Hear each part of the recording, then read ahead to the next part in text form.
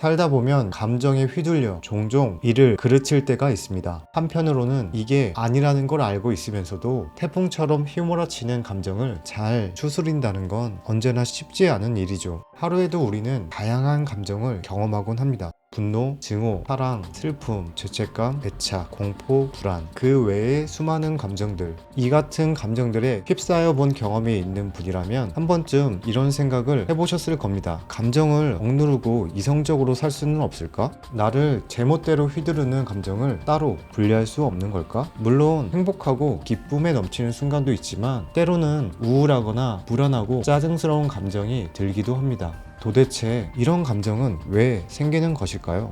이러한 감정은 뇌 중 하나인 편도체의 활성화와 관련이 깊습니다. 감정은 뇌의 중심부에 위치한 변연계의 일부인 편도체가 매우 중요한 역할을 합니다. 편도체, 즉 아믹달라는 모양이 아몬드처럼 생겨서 그리스어 아몬드에서 유래되었는데, 편도체가 불안정하게 되면 심리적인 불안 증세가 강화되고 더욱 공포스러운 상태로 이어지게 됩니다. 만약 길을 가다가 흉기를 든 괴한을 마주치게 되었다고 가정을 해봅시다. 그때 대부분은 이 상황을 위험하게 인지할 것입니다. 위험해 라는 정보가 우리 몸에 신호를 받게 되면 편도체가 활성도가 높아지게 되고 자율신경계를 조절해서 빠르게 몸의 근육을 긴장시키기 위해 심장이 쿵쾅쿵쾅 뛰게 되는 것이죠. 이뿐만 아니라 공포 영화를 볼 때 등줄기에 식은땀이 흐르거나 오싹한 기분이 들기도 하는데요. 이처럼 편도체는 생존을 위한 본능적 반응을 책임지는데, 이 과정에서 때로는 이성적 사고보다 빠르게 움직이곤 합니다. 물론 간혹가다 편도체의 빠른 반응이 우리에게 도움이 되기도 하지만 항상 우리에게 이득이 되지는 않습니다. 스트레스가 많은 상황에서 편도체는 과도하게 활성되어 감정의 격렬한 파도를 일으키기 때문이죠. 이를테면 직장에서의 사소한 일로 화가 폭발해버리는 경우나 층간소음으로 이성을 잃고 폭행하는 등, 이런 일들은 주변에서 흔히 볼 수 있는 풍경이 되었는데요. 불안과 공포, 스트레스가 계속해서 다가오면 편도체뿐만 아니라 주변 기관들도 활성화됩니다. 다행히 편도체와 전두엽은 연결되어 있어 불안한 순간에 전두엽이 활성을 억제하며 상호작용합니다. 하지만 반복되는 스트레스로 편도체가 활성화되면 전 두피질의 지시나 통제에 어려움이 생기게 되죠. 이러한 상황에서 편도체가 뇌를 감정적으로 지배하게 되면 우리 뇌는 부정적인 감정을 계속 갖기 쉬운 습관을 형성하게 됩니다.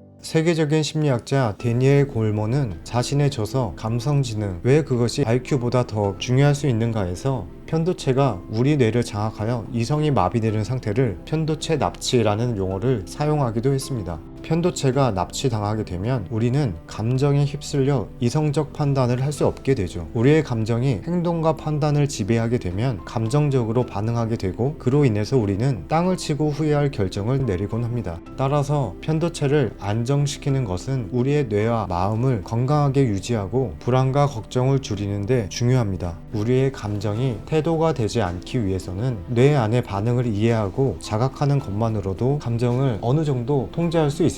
과도한 스트레스로 편도체에 빨간불이 켜졌을 때 도움이 되는 방법 중 하나는 감정을 언어로 표현하는 것입니다. 감정을 언어로 표현하게 되면 전두엽의 활성화가 촉진되어 편도체를 더 효과적으로 조절할 수 있습니다. 감정에 몰두하여 행동하는 것이 아니라 감정을 객관적으로 이해하고 파악하는 것이 무엇보다 중요한데, 이때 명상을 하는 것이 최고의 선택일 수 있습니다. 명상은 마음의 상태를 알아차리고 관찰하게 합니다. 그런 점에서 요동치는 파도 같은 거센 물살에서도 휩쓸리지 않고 그 파도 중심에서 차분한 마음으로 자신을 바라보며 지킬 수 있는 평온함을 찾게 해줍니다. 또는 일기를 쓰는 습관을 갖는 것도 좋은 방법이죠. 일기를 통해 놓치기 쉬운 감정을 글로 쏟아내면 감정을 효과적으로 조절할 수 있는 능력이 향상됩니다. 마지막으로 한 가지만 더 말씀드리자면 산책을 하는 것인데요. 마음이 불안할 때 우리는 밖으로 나가서 동네 몇 바퀴를 빙빙 돌다 오게 되면 마음이 한결 가벼워졌던 경험은 누구나 한 번쯤 있으셨을 거예요. 우리는 본능적으로 자신의 감정을 추스르기 위해 이미 산책을 하고 있었던 것이죠.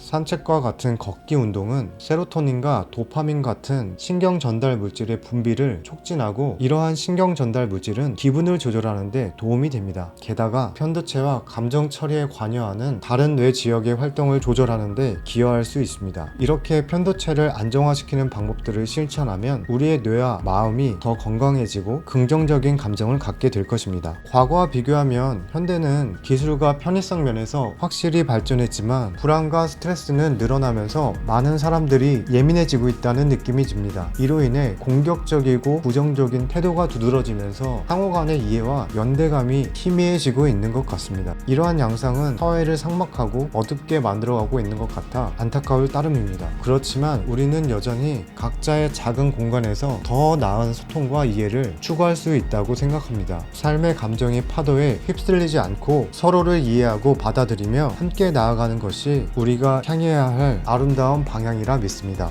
감사합니다. 크리티컬 포인트였습니다.